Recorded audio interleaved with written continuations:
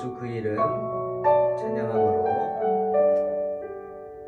창세기 강의 시작하겠습니다.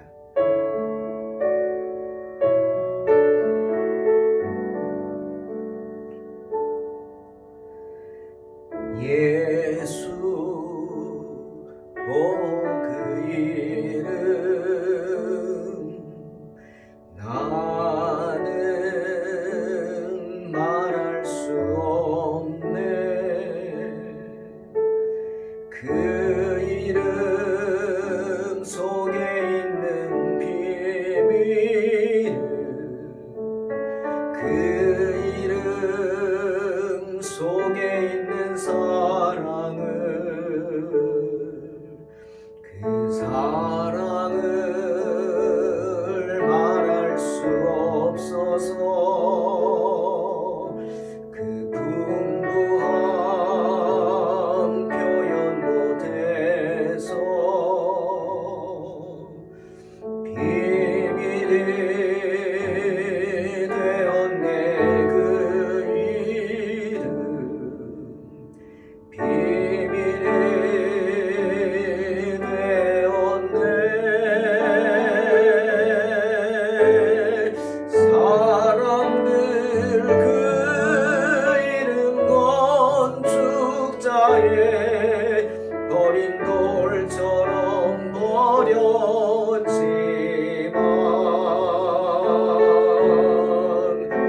내 마음에 새겨진 이름은 아름다운 보석, 내게 있는 귀한 비밀이라. 내 마음에 숨겨진 기쁨, 예수 그 이름 나는 말할 수 없네.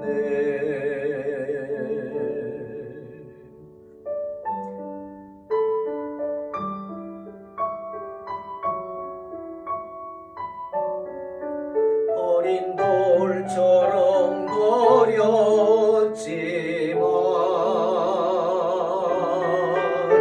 내 마음에 새겨진 이름은 아름다운 보석, 내게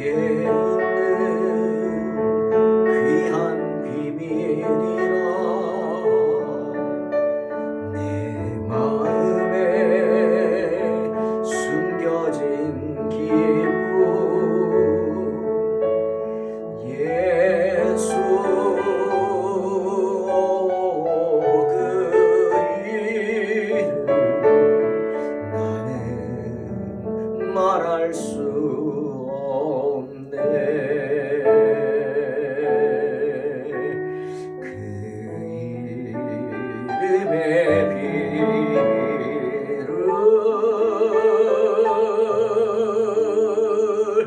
그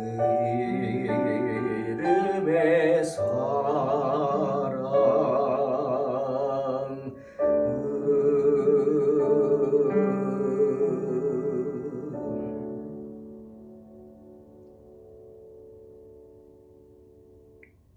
네. 창세기 계속해서 8장 20절로 22절입니다.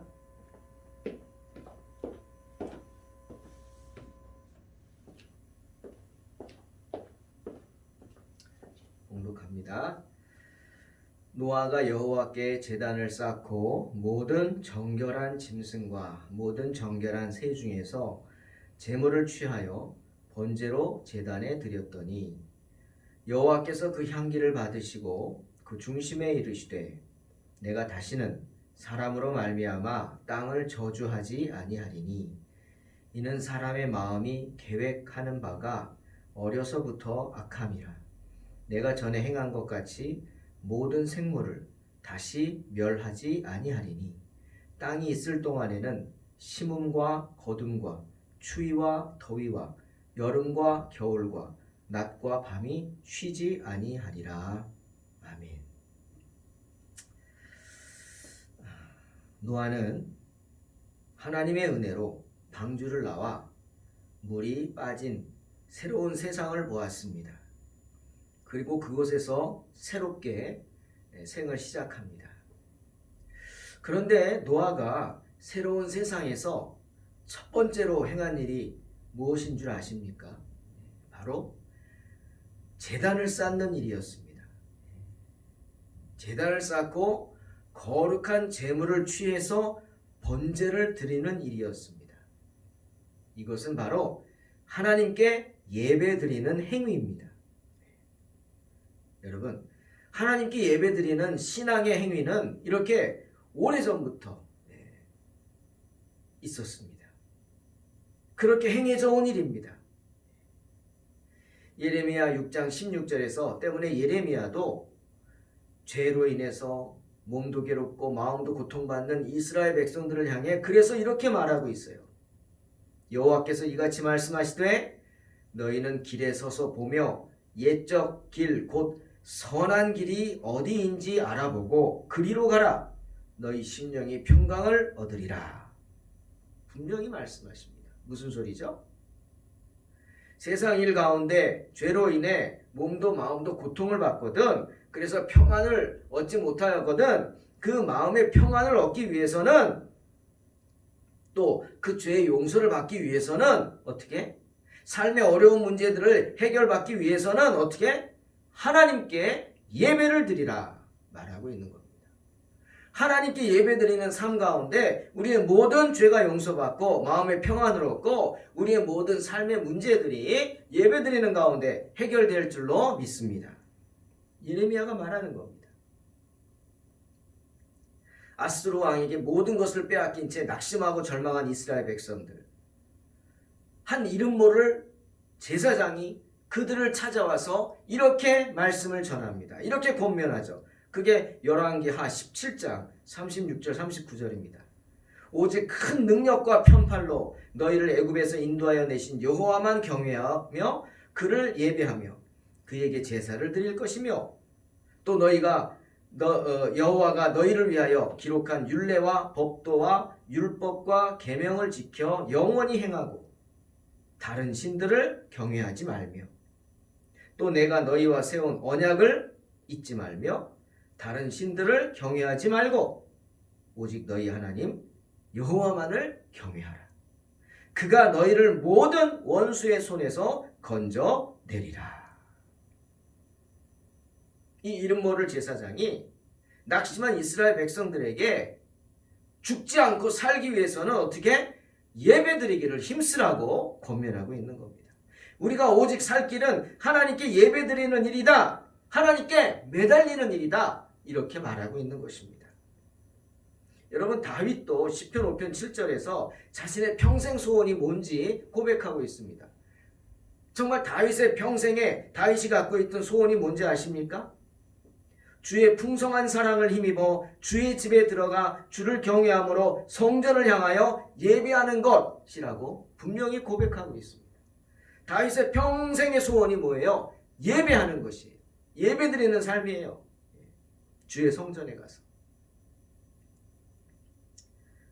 주님도 요한복음 4장 23절에서 말씀하시죠.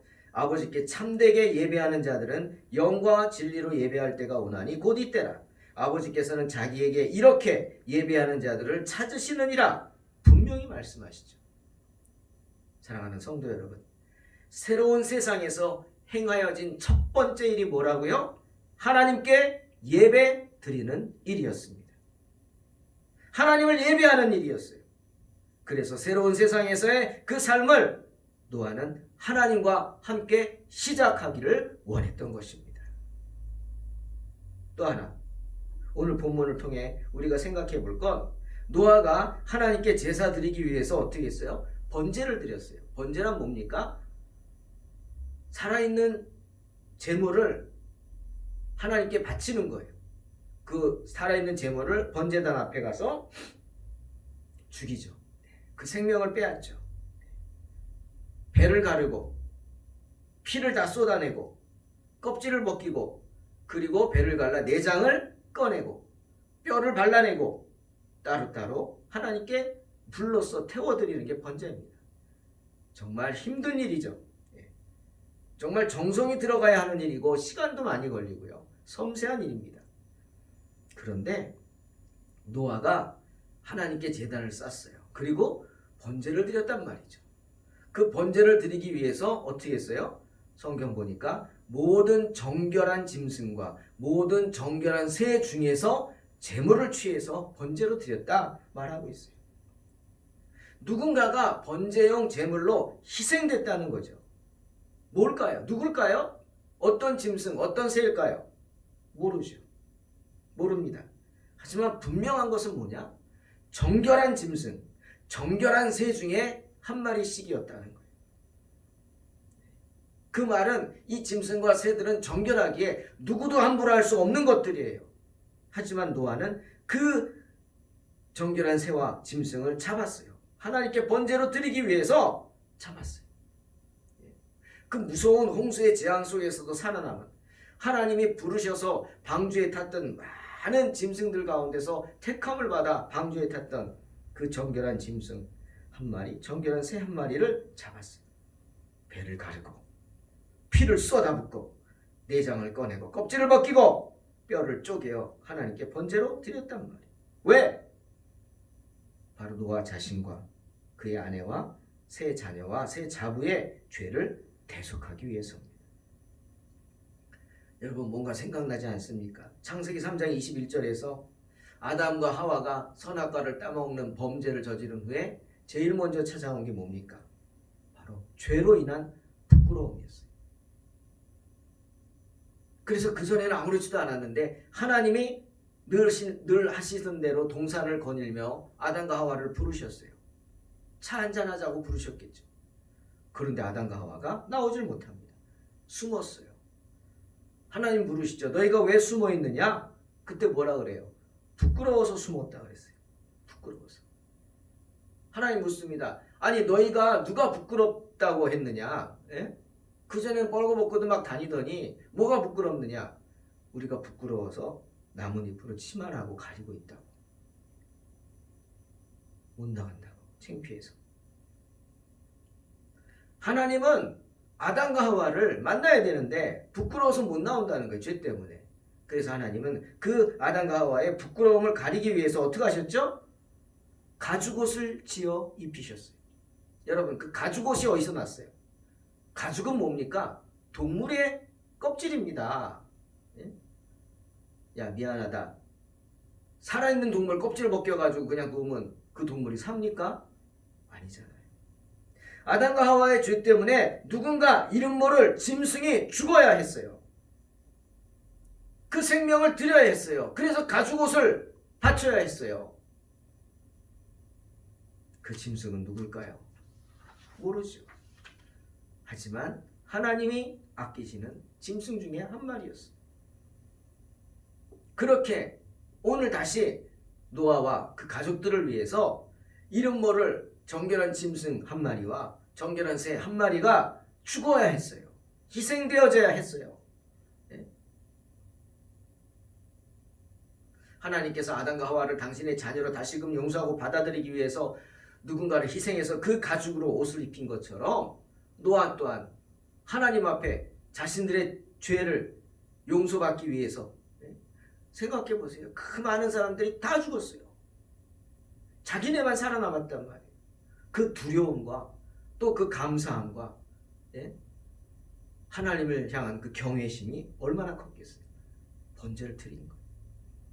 자신의 죄를 위해서 누군가가 이렇게 피를 흘려 희생당해야 했다. 마치 우리의 죄 때문에 예수님께서 십자가에 달려 대속의 피를, 보혈의 피를 흘리셨던 것처럼, 그래서 우리가 하나님의 자녀가 된 것처럼 누군가가 희생됐다는 사실입니다. 번제, 그것은요 드려지는 짐승이나 드리는 사람에게나 큰 희생입니다. 헌신입니다. 때문에 하나님은 그 희생의 번제를 어떻게 기쁨으로 받아주셨던 것입니다. 그리고 새로운 약속을 하셨죠. 하나님이 4가지의 약속을 하셨습니다. 첫째는 내가 다시는 사람으로 말미암아 땅을 저주하지 않겠다 약속하셨어요. 두 번째는 내가 전에 행한 것 같이 모든 생물을 다시 멸하지 아니하겠다 약속하셨어요. 그리고 세 번째는 정말 저희에게 감사한 건데 사람의 마음이 계획하는 바가 어려서부터 악함을 아신다 하셨어요. 그건 뭡니까? 인간의 어리석음을 아시고 약함을 아시고 즉 사람이 육체인 것을 기억하시고 성경 표현대로 사람이 육체예요. 육체는 뭡니까? 땅의 소산물이죠. 땅의 메인 존재예요. 먹어야 돼요. 마셔야 돼요. 자야 돼요. 그죠? 기본적인 욕구가 채워져야 돼요. 그게 육체라는 거예요. 사람 안 먹고 살 수 없어요. 안 마시고 살 수 없어요. 어느 정도 세상에 속해 살아야 된단 말이죠. 그런 연약한 존재라는 거, 못 먹으면 죽는 거, 못 마시면 죽는다는 그 사실을 아시고 기억하시겠다는 거예요. 여러분, 하나님이요, 사람이 육체인 걸 기억하지 않으시면 어떻게 됩니까? 또 홍수 와야 돼요. 우리는 매일 죽어야 돼요. 매일 이 세상에는 심판이 있어야 돼요. 왜? 그 죄가 엄청나니까 사람의 죄가. 알고 지은 죄, 또 모르고 지은 죄. 하지만 하나님이 사람이 육체인 것을 기억하시겠다 약속하셨어요. 하나님이 긍휼이죠. 때문에 주님 야고보서 2장 13절에서 우리도 그렇게 말합니다. 우리에게도 그렇게 말씀하세요. 긍휼을 행하지 아니하는 자에게는 긍휼 없는 심판이 있으리라. 긍휼은 심판을 이기고 자랑하느니라. 주님의 긍휼이 아니면 우리가 살 수 없는 것처럼 긍휼을 입은 자답게 우리 또한 긍휼을 베푸는 자가 되어야 된다 말씀하시는 겁니다. 왜? 하나님이 우리를 긍휼히 여기시니까 살 수 있는 거죠. 네 번째, 하나님은요 땅이 있을 동안에는 심음과 거둠이 있고 추위와 더위가 있고 여름과 겨울이 있고 낮과 밤이 쉬지 아니하리라 약속하셨어요. 이게 뭡니까? 자연의 축복입니다. 여러분, 자연은요 사람들이 파괴하지만 않는다면, 사람들의 손길이 닿지만 않는다면 망가지지 않습니다. 스스로 회복됩니다. 하나님이 이런 자연 치유의 기능을 주셨기 때문이에요. 이 세상은 하나님이 정하신 그때까지, 하나님이 정하셨잖아요. 오늘 본문에 나오죠. 영원한 거 아닙니다. 그 때가 있죠. 땅이 있을 동안에는 이라고 했어요. 그죠? 주님이 다시 오시면 없어지죠. 하늘도 없어지고 땅도 없어지고 우주도 없어지고 하늘의 별, 달, 해 다 없어지고 신천 신지가 되잖아요. 새하늘과 새 땅.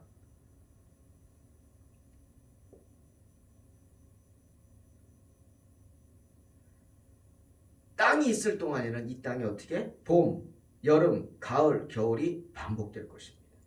추위와 더위가 반복될 것입니다.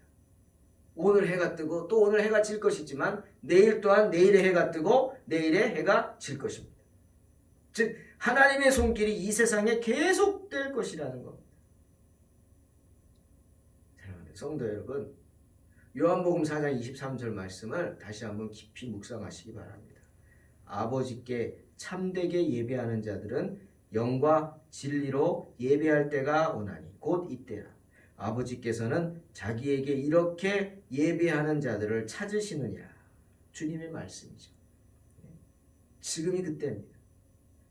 코로나 때문에 모든 것이 비정상적인 지금, 어렵고 힘들고 꽉 막힌 것 같은 지금, 주님은 저와 여러분이 이 순간에도 하나님께 나와 예배드리기를 원하십니다. 우리가 이렇게 모이지는 못하지만 매일 창세기 강의하면서 하나님께 예배드리고 말씀을 보고 찬양을 하는 것처럼 그런 삶을 하나님은 우리가 계속하기를 원하셔요. 그래서 우리 가운데 뜨거움이 샘솟기를 원하고 하나님을 향한 소망과 갈망이 샘솟기를 원하시는 겁니다. 사랑하는 성도 여러분, 새로운 세상에서 첫 번째 행한 일이 뭐라고요? 하나님께 예배드리는 일이었습니다. 우리가 회복되고 우리가 살기 위해서는 하나님께 예배드리기를 힘써야 합니다. 그래서 예배하는 가운데 하나님의 긍휼하심을 체험해야 합니다. 예배드림이 살 길입니다. 언제나 그 사실을 명심하고 예배드리기를 힘쓰는 저와 여러분 되시기를 주의 이름으로 축원합니다. 아멘. 기도하겠습니다. 하나님 아버지, 어리석은 저희들 늘 주님께 매달리게 하시고 예배드리기를 힘쓰게 하시고 예배드리는 것을 경홀히 여기지 않게 하시고 항상 주의를 지키며 하나님 앞에 엎드려 기도하고 간구하고 말씀 읽고 찬양하고 묵상하고 주님을 향해 외칠 수 있는 복된 성도들 되게 하여 주시옵소서. 우리 입술에서 언제나 샬롬의 축복이 떠나지 않게 하시고 할렐루야를 외치는 복된 성도들 되게 하여 주시옵소서. 예수님의 이름으로 기도하옵나이다. 아멘. 믿음으로 승리하시기 바랍니다.